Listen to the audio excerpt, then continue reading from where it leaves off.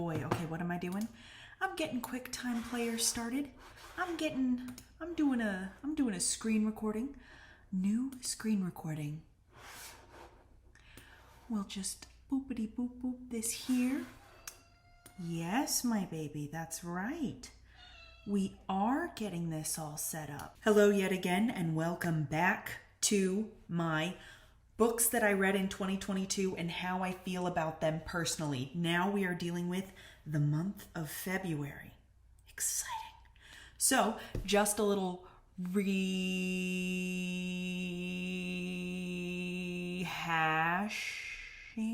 over. Is that the term I want to use? Review. Rehashing felt weird. Review. Here is a review of what those tiers mean. My beloveds are books that I beloved. They're wonderful. They are books that make my heart soar. They are books that when I read them, I hold them in my hands and I say, hot dang, I'm reading a good book. They are books that I just can't get enough of. I love my beloveds. Then we have the, oh, well now, hey, oh, that's a good book. That's a good book, Mary. Yep, okay, so that's a tier. It's books that are just, they're great, they're fantastic. I would recommend them to people. I love them, but I wouldn't put them in the same tier as my beloveds.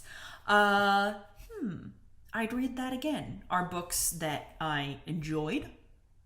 I don't regret reading. I would definitely read again. I will probably have the mood strike me to read again at some point. And yeah, so that's what those are. They're books I like, but they're not books that I am in love with. Or they're probably not books that I read yearly. I finished what I started are books that I did just that. I started them, I read them, I finished them, and that's about how I feel about them. They're just alrighty. Then I have those are books that I just really didn't enjoy. That I read them and I said, as you can see, there's none in there because usually I finish what I start. I don't encounter too many books that I actually finish. I would usually put those in the next tier, which is D for didn't even finish it. And as I explained in my January video, when I started out making this tier, it had it had S, A, B, C, D, and this one was originally D, but then I decided I wanted more tiers than just D, but I had already named that one D for didn't even finish it, so there it is. And then we have currently reading, and I left off in January with The Girl in the Gatehouse. Before we begin, there's my cat. No, I thought I was going to tell you a little bit about my month and how February went and just... But no, I'm not going to do that. I'm just going to hop right in. Anyway, one thing though, one important thing, I neglected to tell you about a book last month. I was reviewing my list of books, and look at this. I ended with The Girl in the Gatehouse as my currently reading, and I didn't even tell you about The Last Treasure by Janet S. Anderson. So, first, let me get to my February book notes. I decided this time I was going to write down how I felt about the books in the heat of the moment right after finishing them, so I wouldn't have to try to make stuff up on the fly. So we'll see how that goes. We'll see if there's a little less hemming, a little less hawing, a little less hemming and hawing.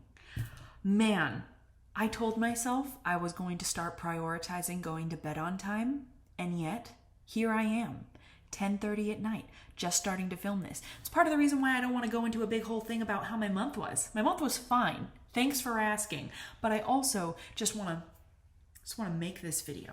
Just want to make it and be done. Because today, as I'm filming this, it's February 28th. So let's rectify something. First, sorry. The Last Treasure by Janet S. Anderson. It's a book I think somebody gave me a long time ago. I think it was a college roommate, and I think she gave it to me as a gift. I can't remember, and I'm pretty positive that I have read it once before, but I could remember almost no details from it, so it was on my shelf on my like books that I have not read yet part of it. I would put this one in... I finished what I started. It was it's a fun book, and it actually did make me cry, which makes me want to say maybe I'd read that again, because I forgot that I cried during it. So see this here? See this right here? This little house that we can see? This was the house of the ancestor of this family, and he built 9 little houses for his family, 6 for them to live in, and 3 he put a treasure. They're only supposed to search for the treasure when the family is in really hard times. So this book is set, I think, in like the late 90s, maybe the early 2000s. It's the early 2000s, actually. The family is in dire straits. They're about to lose this little park that they have all their houses around, and it's time for the kids to finally come and find the last treasure. Anyway, it was very good. It's a story about a family that was broken apart coming back together. Really quick, easy read, but like the ending did just sort of punch me in the face. I didn't think I was going to cry, but I did. And so it was very beautiful. It's a very short, beautiful, little sweet book. The Last Treasure by Janet S. Anderson. Anyway, man, I threw myself off by not monologuing for like 7 minutes. See, what I usually do is I sit down and I try to do an intro, and it takes me 4 or 5 years to actually figure out how to start the video. And then I try to monologue, and I mess up, and I have like 18 different, maybe not 8, I usually have like 15 minutes worth of just introduction that I have to edit down. And then I'm finally ready to like start in on stuff. I just feel like I just hopped right in and didn't even say anything. And that just sort of threw me. Let me just wait till I feel settled. Yes, okay. I think I'm ready. All right, so when I left you guys at the end of my last video, I was reading The Girl in the Gatehouse by Julie Claussen. Now, this book is heavily influenced by Jane Austen, and it asks the question, what happens to women like Maria Bertram from Mansfield Park, who, if you're familiar with Mansfield Park, she's the elder sister in a wealthy family who torpedoes her own reputation over the course of the story. What happens to women like Maria Bertram after they ruin their reputations? Now, I think I would put this book in... It would dance the line between these two, because I do like it a lot. But upon reading it again, I think I will put it in, wow now, that's a good book. Because I would definitely recommend this to fans of Jane Austen. So, it is the story of a girl with a sullied reputation who, after a scandal, is sent to live in the gatehouse of her aunt's manor. And when her aunt passes away, the manor house is let to a handsome naval captain who has just retired from the Navy with a freshly won fortune, who wants to use his newfound wealth and this giant, beautiful house to impress the woman who rejected him when he was poor and prove that he's worthy of her.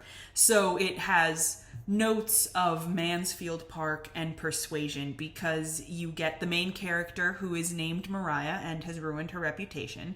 Then you have, like, there's mentions of her sister who's named Julia, and Julia is the name of the sister in Mansfield Park. But then you've got the naval captain who's like pursuing the woman who rejected him. And that's definitely like a Captain Wentworth character. But the girl he is pursuing is no Anne Elliot.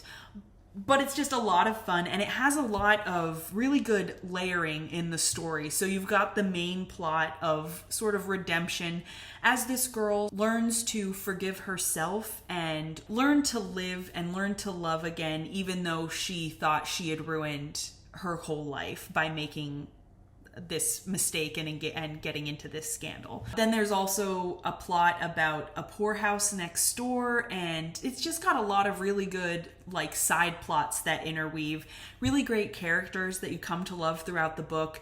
And then it also has actual like references to Jane Austen herself, so you can tell that the world is heavily influenced by Jane Austen, and the main character is a writer herself. And there's a throwaway line at the end of the book where she mentions a friend of a friend who was an author said, and then it quotes like an exact Jane Austen quote from one of her letters. Like, and it's one of those books where at the top of each chapter it has a quote from a book, and so the beginning of this the chapter with this throwaway line, it's the Jane Austen quote, and then later in the chapter it's like, oh, and a friend of a friend said blah blah blah, and you're like, oh yay, she met Jane Austen. So it's a lot of fun for people who enjoy Jane Austen, so I would definitely recommend it. So starting like late December, around like Thanksgiving, Christmas, my mom and I started watching the Harry Potter movies. I had seen them before. My mom never had, because I wasn't allowed to read Harry Potter when I was a kid, and I didn't read it for the first time till I got in college, and then I watched the movies then. And so my mom had never read or seen the movies either. So I was like, Mom, I do think you'll really like the story. We like finally decided to watch them. So we worked through a lot of them.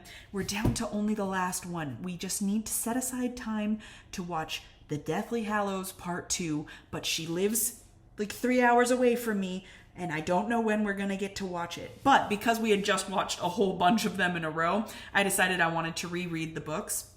And this was actually only my second time reading the books, because I read them once in college. I listened to the audiobooks once a few years ago when I lived in Los Angeles and I had a long commute. And then I decided to just read them again. And man, these are good books. These are wonderful stories. They're very well written, and there's so many cool details in the books that the movies do leave out. Like, of course. Oh, I also want to say I decided to challenge myself. I think I mentioned at some point in my first video that I'm trying to read 3 books a week this year, because my previous, like a couple years ago, my big thing was I was trying to read at least 2 books a year. So I was reading 2 books a week, sometimes more, and I managed to get to like 154 books. This year I decided I was going to read at least 3 books a week. But I'm also trying to be gentle with myself, because 3 books sometimes is a lot of books to read in a week. But I read all 7 Harry Potter books in 1 week. Go me! So, let us begin with Harry Potter and the Sorcerer's Stone. I am, of course, going to put this in, that's a good book. Because, of course, it is. It is the book that launched a billion-dollar franchise. It's so good, but it's also very, very simple when compared to the rest of the books. And when you go in reading it, I think if you started reading these books at the age this book was written, it's perfect, but it's much simpler of a story when compared to the rest of them. Because, the story matures as the characters mature. One thing I thought was cool going back and reading this was how many characters and plot points are actually at least referenced or mentioned in this first book that end up being very critical to the end of the book. Like, I never realized that, Sirius Black was mentioned within the first few pages of this book. And the fact that, Scabbers was there from the beginning. Scabbers was always there from the beginning. But it's just interesting, I haven't done much research on the Harry Potter books, but, it makes me wonder, how far in advance did she plan this? Did she know that all 7 books were going to be written? And set up, or was she just mentioning things offhand and then went back and tied things together? I don't know, but I thought it was interesting that foundation was there. I'm also just going to put these in the order I like them as I go. So that brings us to Harry Potter 2 and the Chamber of Secrets. And of course, that's going in, that's a good book, because it is a good book. And I would say that I like it more than Sorcerer's Stone, just because I feel like as the books go on, the story grows deeper, it gets more interesting. Wow. I'm looking at my notes here. Mindy Biggers Fletcher Cham and Papa Weasley while back turned.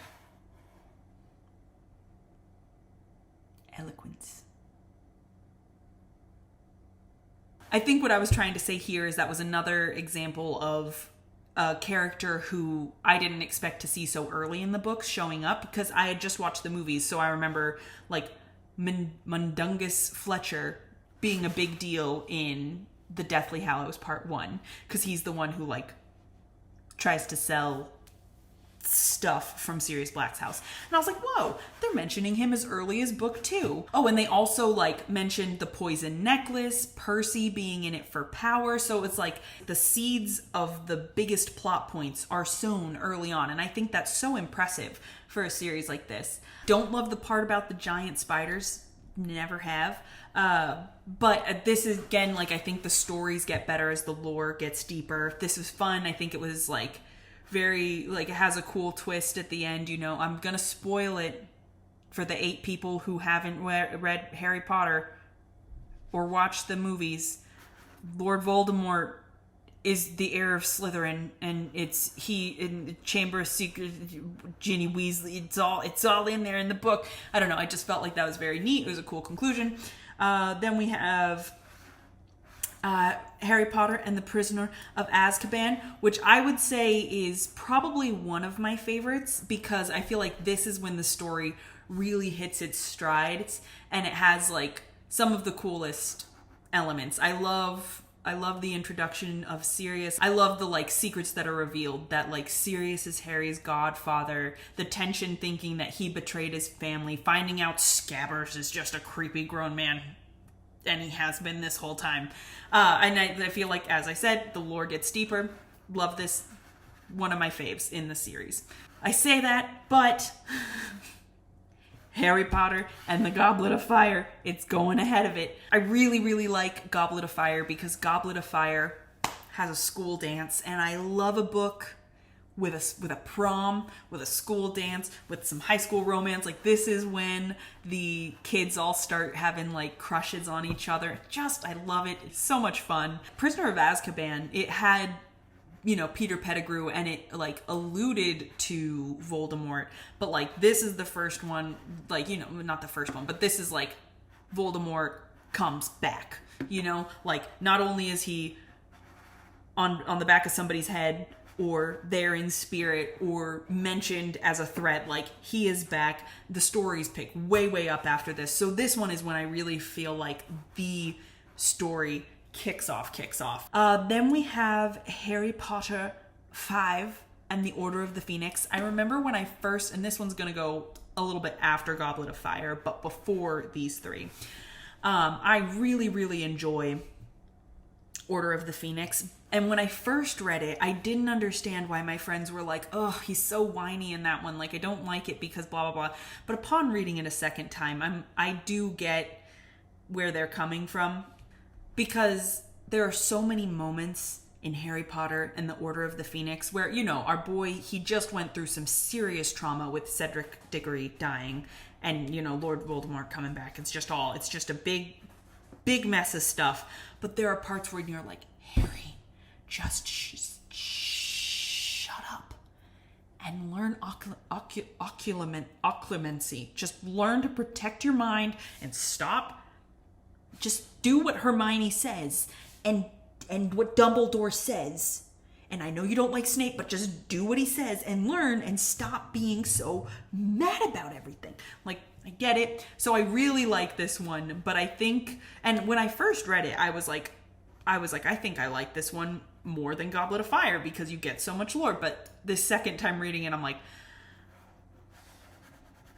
I both love it and am a little bit annoyed because I'm like, just Harry, stop doing what you know you shouldn't be doing and do what you should be doing because you're getting people in trouble. Then we have okay.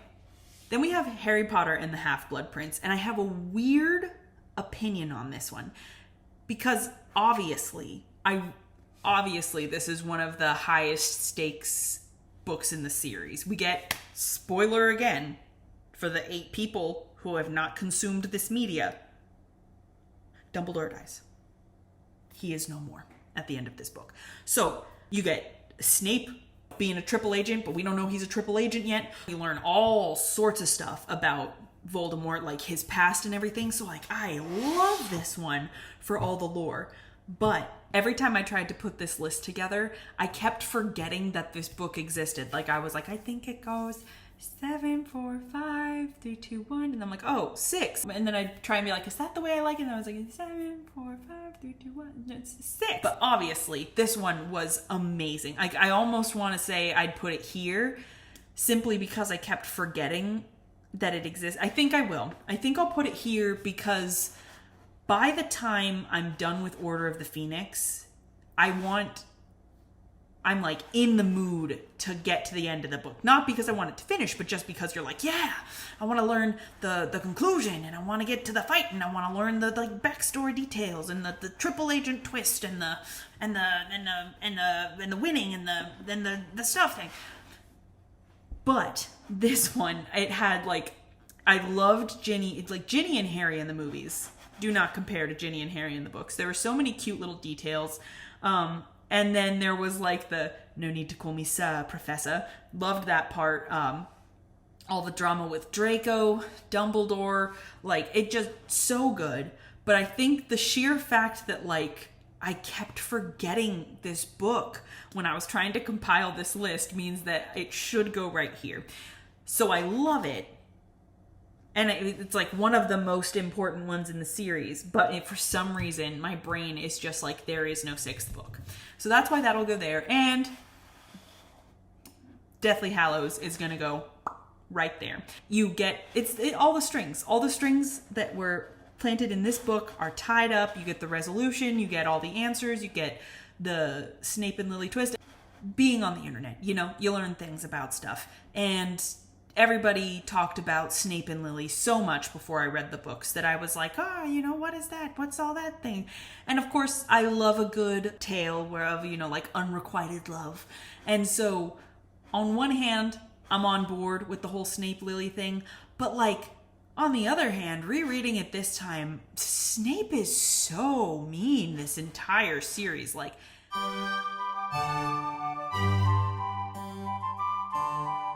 he never looks at Harry as Lily's son. He only looks at Harry as James's son, you know? And so there's like that whole rivalry. But you would think, there's a couple different parts. There's like, you would think that if he was that obsessed with the mom and cared about her, and he has, you know, Lily's eyes, that he would at least try to look at him as like a continuation, not a continuation, but like the son of the woman he loved. And like, yeah, I just personally, for me, if I was Snape, I would try, for my own peace of mind, I would try to be like, oh, let me be nice to them. Let me be nice to that boy, because the woman I loved him enough to die for him. So let me take care of him and make sure he doesn't feel sad. But he's just so mean all the time. Like, all he does is look for flaws and look for his dad. Like, I just don't get why, just for your own peace of mind, Severus, you wouldn't try to think about Harry as Lily's son rather than only thinking of him as James' son. I just feel like you would have had 7 less years of anger and annoyance and bad potions classes if you would have just thought of it a different way. Also, you know, he's creepy. Of course. That's not what we're talking about. Also, I would think that, and I thought this the first time I read it, I would think that Hermione would remind him of Lily, you know, because Hermione, like, Lily was kind of considered the brightest witch of her age. She was really good at charms and everything. She was Muggle-born, but really talented. And you would think that having Hermione, who's in class with Harry and is also Muggle-born, the brightest witch of her age, very smart and talented, you think that he would have some sympathy for Hermione because Hermione is like Lily, new to this world, but yet very, very adept at magic, and also friends with the woman you loved son. But instead, he's so dang mean to them. I don't get it. It does not make sense to me. I don't know how. Like, the triple act twist is exciting and everything, but like reading through the book and the way he actually treats these kids, it made me feel the way I did about Harry in Order of the Phoenix, where I'm like, Harry, just stop acting crazy and just do what's right, you know? But instead it was like, Snape, if you would give 1 inch of mercy or leniency or stop being so mad about everything, I just feel like everybody would have had a better life. And sure, would that have messed up the twist here at the end for those of us who didn't realize that he was a triple agent? Maybe. But like, goodness, it's almost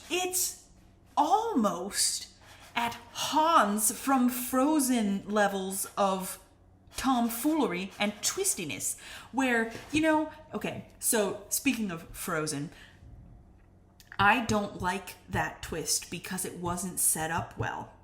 It wasn't set up well. Because if Hans was going to be the villain, they should have planted seeds earlier. And they didn't plant seeds. There is a moment when Anna, and then, you know, in the boat, and they both fall over, and then she gets out, and she's like, I have to go. And then he, like, gets, like, the boat flips over or whatever, and he, like, pushes the boat up, and he watches her, like, run off, and he's like, and smiles like a genuine smile of like happy interest, like, boy, am I glad that I met her. Who was watching in that moment aside from the audience? No one. There was no reason for him to smile like that. That smile was solely for the audience, to trick the audience. And it shouldn't have been like that. They should have actually had Anna be there to witness that, or not have that smile at all. They should have made his shows of affection only be shown when he was around people and not by himself in the middle of a lake. Or No, I stand by that. That's what they should have done, because by having him have this secret private moment where he's like, wow, I'm so glad that I met her, it tricked the audience, but in tricking the audience, it took away the resonance of the twist. A good twist has enough details laid out in advance that once you rewatch it, you're like, oh, it was there all along and I couldn't see it. So if we would have gone back with the twist and we would have seen Hans only showing affection when Anna was there, we would have been like, oh, he's always playing. Or maybe like a single shifty look at some point where he's in a group or something and then he does something. But no, instead they did that. They went for tricking the audience at the... It just was unfounded. It was unfounded. And like he mentioned once that he mentioned one time that he was the son with 13 brothers. But that is not enough. It's not enough. I mean, yes, it's a good reason. It's just Hans suddenly being evil, Danny going crazy and burning all the innocent people at King's Landing, and Snape being good are the three twists that I feel were almost unfounded. Snape being good, sometimes you can read, it's almost there with those other two, but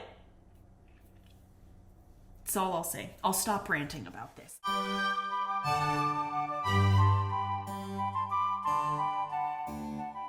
But yeah, again, I am surprised by how well laid out this plot was, and the fact that some very, very key characters were mentioned as early as books 1 and 2. I'm sure somebody has done an interview or can answer this at some point. If you know the answer, put it down in the comments. But like, did she know what was going to happen? Like, did she lay out all 7 books when she started writing these? Or did she write this book and then be like, oh, this is going to become a bigger character and this is going to become a bigger character? Because like, I'm looking at it the way I have one book that I've written. Well, I have one book that's a very, very dry bones draft, and I have one book that I'm on draft 2, and I'm very happy about it. But I know that I want the book that I have my second draft of, I want that book to be a trilogy. I had the idea for the initial book first, just on its own. And then once I kind of figured out what I wanted the ending to be, I was like, oh, I see how I could actually have this continue to 2 different books. So I am writing the first book with an idea of what I want to happen in the second. So I am sort of, like, I don't know what details will be pertinent in the second one yet, you know, but I know, okay, I'm writing this and I kind of know where it's leading. So I just would be interested to know, like, what the process was for all of these. Anyway, on to the next book, which was The Wife Upstairs by Rachel Hawkins. Now, this book and The Ancestor were really fun because it was February at the library, which meant it was time for blind date with a book. And I love blind date with a book. And I had a library in California that did it, and this library here, I don't know, probably most libraries do it because it's a great idea. But around February, they will take a few books and they will wrap them in brown paper, and they put like a little chocolate on it, and then they wrote out the major themes. This one said Gothic novel, modern day, thriller. And then this one said, I think it said Gothic horror, and then it said Italian villa, and had like a skull on it. And so I was like, very, very interesting. And so it was really fun to just go into it completely blind, not knowing, like, once I opened the book, I didn't even read the inside flap really. I just wanted to dive right in. So The Wife Upstairs is really fun, and it's sort of like, it reminded me a little bit of like Woman in the Window, sort of that theme of like neighborhood lady sleuth genre, where it's just, you know, ladies in town solving mysteries, but it was also a retelling, like a modern day retelling of Jane Eyre. So it was like a fun crime thriller modern day take on Jane Eyre, which was very cool. She meets like a mysterious handsome widower who lives in this really rich neighborhood. They have a whirlwind romance, but there's like a mysterious wife upstairs. And so it's just really well done, very engaging. I will not give more away because it was a lot of fun, and it flips back and forth from perspectives. You get some from Edward, you get some from Jane, you get some from Mrs. Rochester, the wife upstairs. And then it's just like, and it was a really good take on like Southern Gothic. So I would really recommend this one. It was a lot of fun, and I would plop that into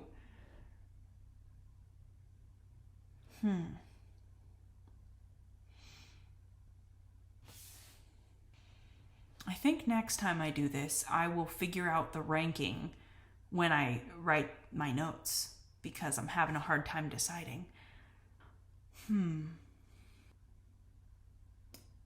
I think I would put that in, I'd read that again, because it was really well written, very fun. But also these, wow now. Here's my dilemma. Well, now that's a good book. Well, now that's a good book. Is a tier for books that I personally read over and over again. So it's sort of, my beloveds are like my absolute favorite books. Wow, now that's a good book. Are the ones that I really love, I usually reread over and over again, and are also well written. But I don't think I would. I've only read the Harry Potter books twice, and I don't think I'm gonna. Harry Potter was not my Harry Potter when I was a kid. My Harry Potter was a series of unfortunate events. Like, that was the children's book, like the series that I got excited about. And until like 3 years ago, I reread a series of unfortunate events like once a year. Harry Potter's not like that. Would I read it again? Yes, definitely. But it's not my personal favorite. So while I've established that it is a very, very good book, I think it's going to go down here into I'd read that again. Because I would. but they're not my absolute favorite. Oh my gosh. Saying this, it reminds me. So one of my videos that went, like one of my first videos that went big on TikTok. I've had a few that did really well. And one of them was, I was dyeing my hair blonde and my head was wrapped in plastic and I was wearing, like, my mom was doing it for me in the kitchen. And I was wearing her black, hairdressing cloak thing, and I went to go to the bathroom while I was waiting for my hair to process, and I looked in the mirror and I was like, oh my gosh, I look like Lord Voldemort. So I went out into the living room and I put my phone on the thing and I grabbed the like back scratcher from the table and I walked out of I put a timer, waited for the beep, and then I walked into the living room and I said, Harry Potter, the boy who lived, come to die. And it did quite well. Somebody, though, in the comments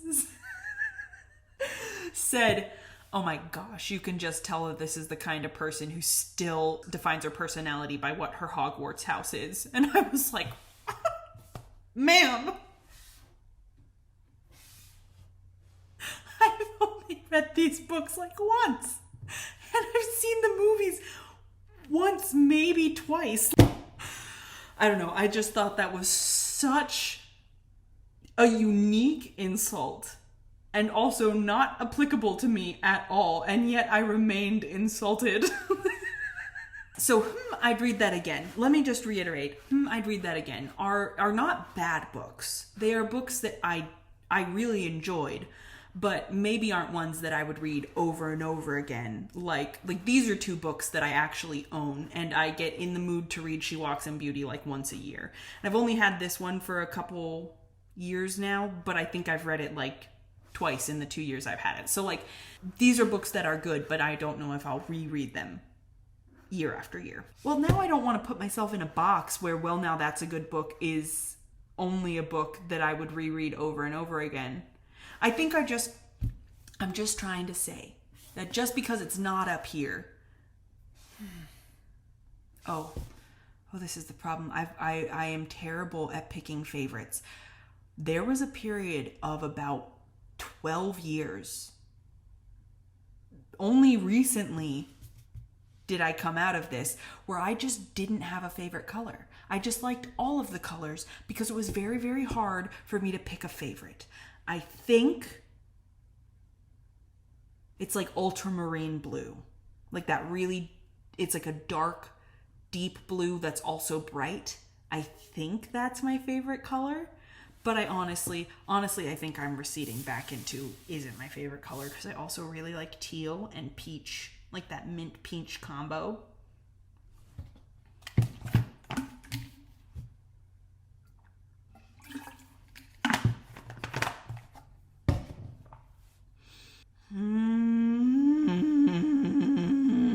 Did I move these down just because I was feeling embarrassed that I was saying so many books were good books and that this book I just wanted to put in, I'd read that again? I don't know. Okay, I'll put the Harry Potters back in there, even though I'm not going to reread all the Harry Potters. They are very good books and they were a lot of fun. I think The Wife Upstairs was very well written and tons of fun, but the neighborhood lady sleuth genre is one that I enjoy but don't read that frequently. Like, it's not one that speaks to me that often. The ones that speak to me very often are girls in pretty dresses solving mysteries in big houses. Those are my favorite kinds of books. Anyway, The Wife Upstairs was very good. I will leave that there. I will leave these here. It's fine. It's fine. That's what we're going to do. Now we move on to The Ancestor. I really liked this one. I'm going to put that in, I'd read that again, because I think I definitely would read that again. Very well written, and it was like a modern day take on the Gothic novel. If you've read Mexican Gothic, sort of in that same vein, but Mexican Gothic was still set. This one was actually set in modern day, and it has all the hallmarks of a Gothic novel. A girl goes into a grand, sweeping, ancient, spooky old place, has to solve a mystery there. There's a dramatic reason for her coming to the large and mysterious castle, and a mystery only she can figure out. I think partially because I went into this as a blind date with a book, I definitely thought it was going to be about vampires. And I was gearing towards vampires. I was like, all of this is leading towards vampires. And then at about page 57, I was like, oh, this is not about vampires. What a surprising twist so early on in the book. But it was a very interesting read. I would definitely recommend it. Oh, heavens. A brief interlude while I didn't... Ooh, summer Gayle. I do remember forgetting. See, there it is. I was like, I'm missing one. I can't remember the details exactly. I'm pretty sure... Yes, I'm pretty sure I started Outrun the Moon on the 21st. And I'm pretty sure I finished this one on the Sunday the 20th.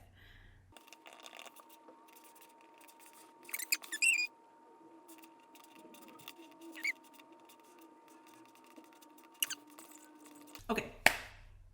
Sorry for that brief interlude. I forgot that I had read this R.L. Stine book, which I'm going to call Scream and I'm not going to call it Scream and Scream Again. That is what it's called. Scream and Scream Again, presented by R.L. Stine, was a collection of horror short stories written by like 20 different best-selling horror authors. I'm going to put it in I finished what I started. It was a really fun collection of books to read, but it was just fun. Like, it's just a fun, quick read. It wasn't anything that like... It was just fine. It was just fine. It's in here with the other...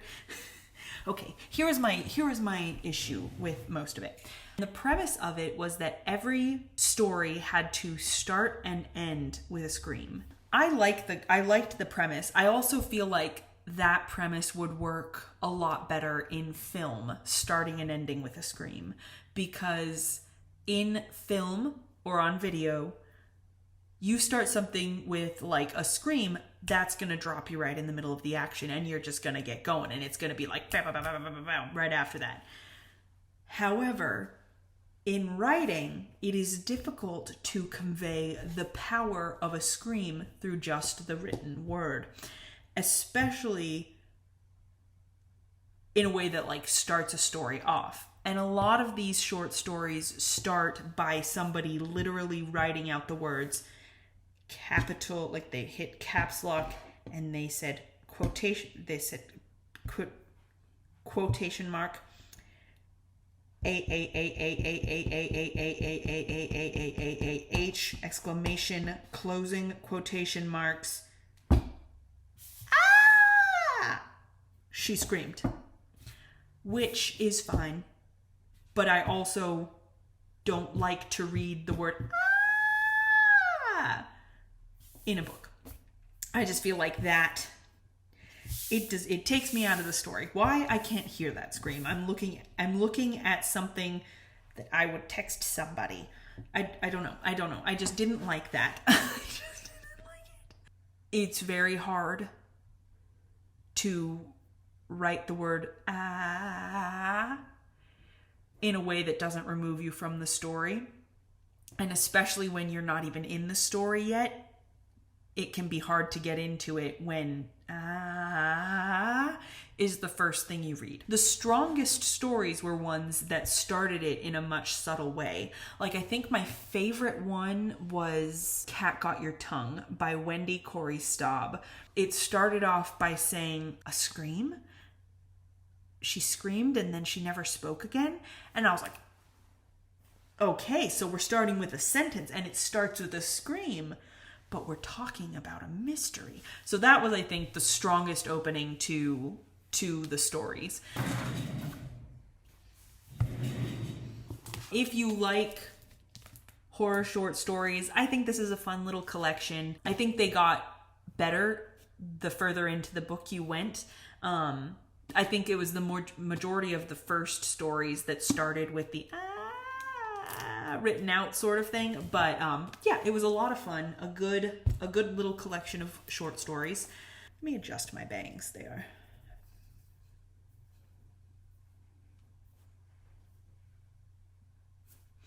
But now we move on to Outrun the Moon, which I will say is way up here in, oh no, that's a good book. Hey. Outrun the Moon is a very, very good book. It is set in 1906 San Francisco, and it follows the story of Mercy Wong, a Chinese American who is living in Chinatown in a time when everything is very, very racially divided.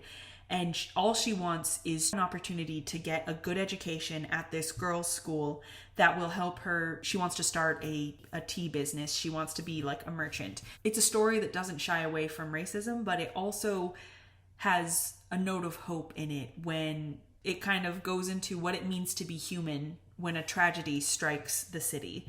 And Mercy is just a really fun main character, very engaging. It's great to see the story unfold through her eyes. And you've also got wonderful elements that happen in like coming of age schoolgirl, boarding school kind of books where you've got like the catty mean girls and the girls who become friends and sort of how everybody comes together. Really, really fun. I highly recommend Outrun the Moon. It was very well written. Very, very good. Next, we have The Gentleman by... Who is The Gentleman by? It's so tiny, I can't read it. Hold on. By Michael Northrop. So this was a really well-written book, but it's very much outside my wheelhouse. I tend to read books about girls in fancy dresses, going into mysterious venues, often large houses and or castles, and solving the mysteries therein. That is my favorite genre of book. And most of the books I read, sans Harry Potter and The Last Treasure, have female protagonists. The Gentleman, it is almost the exact opposite. It is the story of 4 teenage boys, and these are boys who are kind of, they're sort of delinquents, they get into trouble, they're in the remedial classes because they don't apply themselves, they're always sneaking out for cigarettes and drinking and stuff, but one of their friends goes missing, and they start to suspect that their teacher might have had something to do with it, and everything sort of goes downhill from there. Like, it told a pretty intricate story, but it was very interesting how it did it because it was written very colloquially. It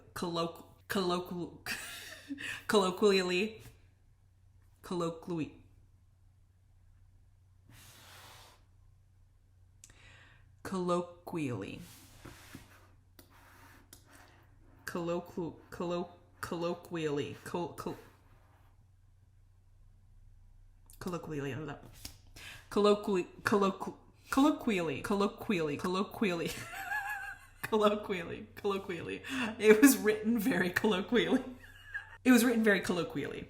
Whew, man. Said it that time. Colloquially. Haha, I did it again.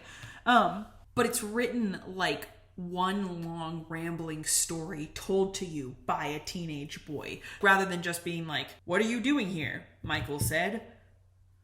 "I'm doing blah, blah, blah," he replied. It'll be in a paragraph and it'll be like, "Michael came into the room and I was like, dude, what are you doing?" And he was like, blah, blah, blah. So it's written as if somebody is telling you a story verbally. So that was really cool. And then it also had a lot of allusions to Crime and Punishment. Now, I have not yet read Crime and Punishment. I have not yet read Crime and Punishment by Dostoevsky, but it's like the book that they were reading in class, and so the kids keep referencing back to it because they think maybe the teacher is telling them clues to what he did to their friend by referencing the book that he's teaching them. You do learn to like the main character because he does just seem sort of like a kid, and it's told from his point of view and he's telling it, so you're seeing the story through his eyes, but there are definitely moments where you're like, "Oh, okay, buddy, like that's not the choice you should have made." And it touches on some pretty heavy themes of sexual assault, abuse, murder, substance abuse, etc. And the main character doesn't always make the right choices. And so there are times where he's wrestling with what the right thing to do is and what he knows the right thing to do is, and being loyal to his friends. And that's one of the main struggles, where he's like, how much is loyalty worth in the face of, if like the person you care about and are loyal to and are friends with is doing something you know is wrong? Like, what does that mean? That's sort of the main conflict that the main character is dealing with. And even though he doesn't make all the right choices, it does end on a hopeful note. And so I won't spoil the ending for you, but I do think it was very interesting. And I will just say, for those who have read it, or anyone planning to read it, I like how the title Gentleman is tied in at the very end, and how there is sort of like a note of mercy and forgiveness that comes in the last pages. So I think this one was very well told, and I think I'm going to put it in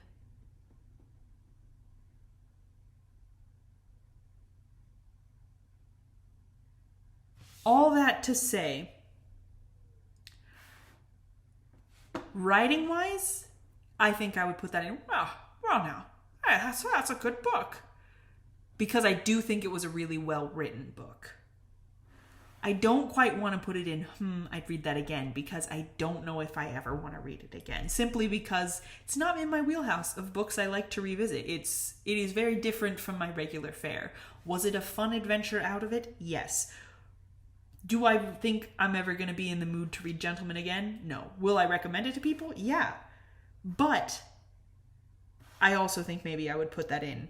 I think I'm going to settle on, I finished what I started, simply because it was uncomfy in some places and isn't something that I think I'd read again, but it was very engaging, very well written. I would definitely recommend this book. But personally, since this is books I read in 2022 and how I feel about them personally, I finished it because I started it and I was like, yeah, this is a good book and I'm going to read all the way through it, but I don't think I'll be reading it again. My goodness, why does this keep getting out of order? Oh my gosh. That concludes all the books that I checked out from the library. And then the Final Girl support group came through on my Overdrive app. So this is not sponsored, but I have used Overdrive since college, and I also had the privilege of working in a library for like half a year. And because of that, I just want to tell people all the time, like, the good, cool things that you can do at the library and sort of the services the library provides.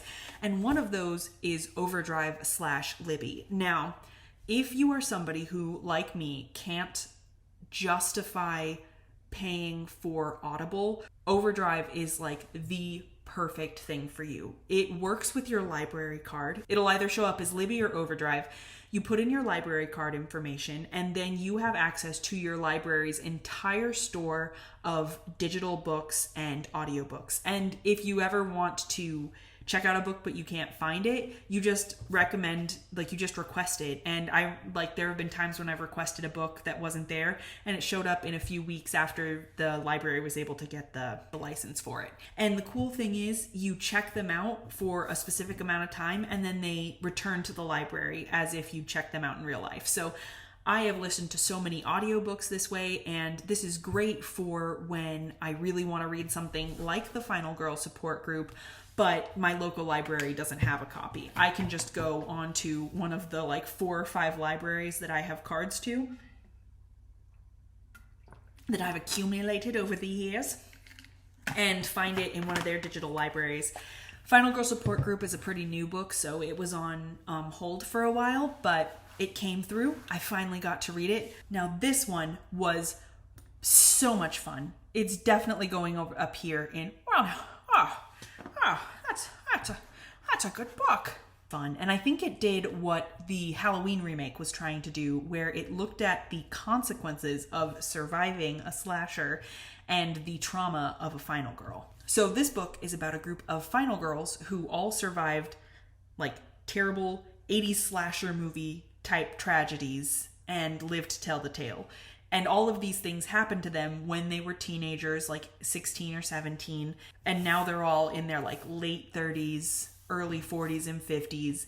But they meet once a month to go to a support group for other women who went through what they did. So this story is set in a world where the premise of every slasher movie was not just like a figment of somebody's imagination that they wrote out. It's not like about a bunch of well-known characters. That it's not like, okay, we've got Laurie Strode, Sidney Prescott, and Nancy from Nightmare on Elm Street all together in a room. Instead, it is set in a world where these real world tragedies that the slashers in the book are based on are very, very obviously homages to IRL classic slashers. For example, you have the Summer Slaughter movies, which is about a teenage girl who survives a crazed killer at a summer camp, so obviously Friday the 13th. You've got the Babysitter Murders, which is about a girl whose brother escapes from a mental asylum and starts killing people on Halloween night wearing a Halloween mask, which is very obviously Halloween. The Deadly Dreams movies, which is about a girl who... Well, okay, they never actually say what happens in the Deadly Dream movies because most of the, like, details that we get from the cases and stuff are real world details where it's like an interview between the final girl and the cops in the actual case right after, you know, she was rescued, or magazine articles about, you know, the slashers and what the movies are about and stuff. But the Deadly Dream movies we know have like a dream king and they were very like supernatural, and they're obviously based on Friday the 13th. So that's why, you know, real world tragedy, how much can you do that when it's all inside somebody's head and it's a dream? Anyway, and then there is Panhandle Meat Hook, which is most certainly Texas Chainsaw Massacre. And then there is a movie that is clearly based on Scream, and I'm pretty sure, I can't remember, but I'm pretty sure it's called Stab, which is just another layer of meta. Because if you've seen Scream, you know that in the sequels, there are movies based on what happened in Scream. And in universe, those movies are called Stab. And now we have a book where there are movies clearly based on a tragedy that sounds just like the plot of Scream, and the movies are called Stab. It's layers. It's layers. Like an onion or a cake, it's layers. So after all of these tragedies, these final girls were talked into selling the movie rights to what happened to them. And all of their movies get made, and now they have to deal with sort of the darker side of fandom. And it's sort of like people who, it's like a mix of people who idolize like the killers in horror movies and the people who idolize like true crime, actual real life serial killers combined. And so now they are very recognizable as final girls and have to deal with the super fans of their very real killers also trying to come after them. And we follow Lynette, who is a final girl, but sort of an outsider even in the final girl group, as she uncovers a conspiracy where somebody's trying to take down the rest of the final girls one by one. It was a lot of fun, very fast-paced, had a good story, good mystery, and is really fun for fans of classic slashers. I followed that up with Ella Enchanted because I had a long drive back from my grandparents' 50th anniversary and it was on my Kindle and I'd finished all my other books. I'm going to put that in. I'd read that again.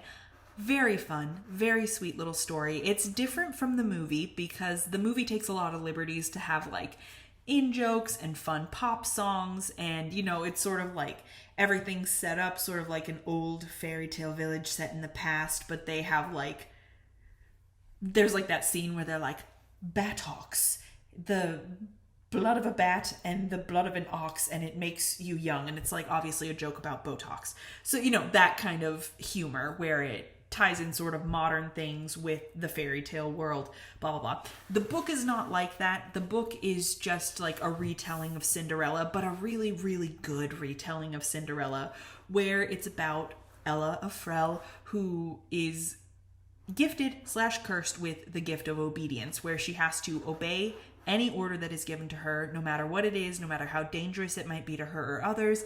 And so it sort of follows her story as she tries to break this curse and falls in love with the prince along the way. It has a very cute romance between Ella and the prince. And then as it comes, like, as the story progresses, it becomes the story of Cinderella. She eventually has to become the servant in her house because they find out about her obedience. And then there's like a masked ball at the end. She loses a shoe, all the good Cinderella stuffs, but just a really fresh, great retelling of it. And so I would say, though, if you're reading the book and you're expecting to get sort of what you got in the movie, don't be looking for that. But do be looking for just a very, very fun retelling of the actual Cinderella story. And then that leaves us with currently reading. I'm rereading The Hunger Games. I've decided that I want to do that, one, because I want to watch the movies again, and why not read the books and then watch the movies? Two, I want to read the newest book, and I can't do that until I've read the old ones. So here we are. As we can see, am I really a good ranker? Do I just have exquisite taste? Or am I bad at giving things low scores? Will anything go in this? I don't know, because I feel like if I didn't like it, I would just put it into D for didn't even finish it. There is one book I can think of that I read a couple years ago that would go into this category. And I think it was called Dear Mr. M by Herman Koch. And I hated that book. It was extremely well written. Like, obviously, just a very well written book. But it was all about, like, a teacher who, like, had an affair with one of his students. And I was like, oh, so stupid. A dumb, boring, dirty old man story. Don't like it. Don't want to read it. But I finished it because it was in the year where I was trying to finish all those books, and I was like, that one would have. Oh no, my connection is lost. We only have a few moments because it's late.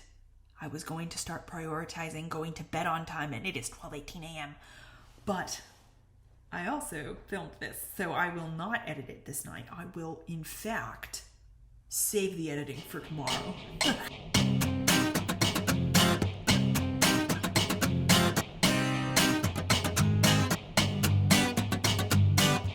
Nice. But at least I got it filmed. Anyway, all that to say, that was February. I will see you guys next month for all the books I read in March, and maybe... I had something fun that I had planned to say when I was like, subscribe for the punishment. Watch more stuff with me and you subscribe for it. And then there's more of this, where that came from. And this is subscribing. But I forgot what it was going to be.